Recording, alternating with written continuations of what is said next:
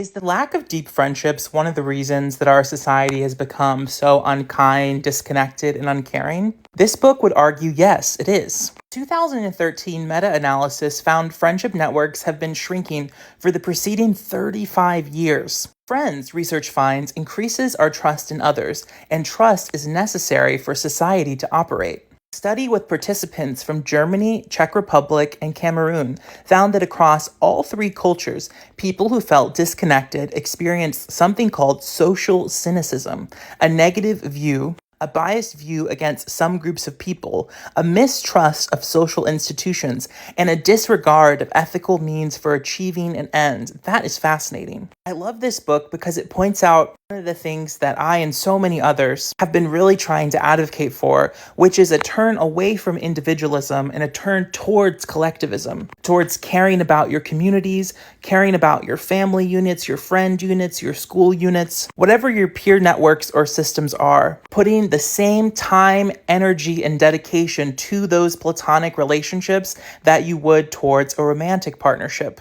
The book goes on to say this. Robert D. Putnam, author of Bowling Alone, emphasized how when we share a social network with someone, we develop thin trust. We trust people we don't know well, but, he argues, as the social fabric of the community becomes more threadbare, its power to undergird norms of honesty, generalized reciprocity, and thin trust is enfeebled. For banks to run, we trust that our bankers won't pocket our retirement and vacation in Kathmandu.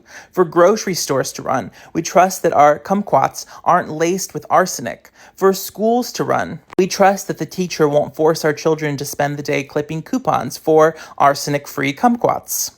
And yet, the author argues, this trust trembles when we're disconnected. I think this is such a smart observation. And one of the things that the book argues is that when you're friends with someone, you essentially begin to see yourself in them. And we often, provide and extend so much more grace and empathy and understanding to ourselves. It's very easy for us to justify our own actions or to look into our past actions and say, oh, well, I did this because this traumatic thing happened, or, oh, I was like that because this happened, or X happened. Yet we rarely extend that same courtesy to others. But when you have a deep friendship, platonic bond with someone, especially members of your community, you begin to see them as fully fledged, complex human beings that are as worthy of love as you are. And so this book is arguing that one of the ways to heal the societal divides that we have is to sustain and nurture deep friendships. It's a fantastic read, and I hope that you'll read it or listen to it on Audible. The narration is quite good.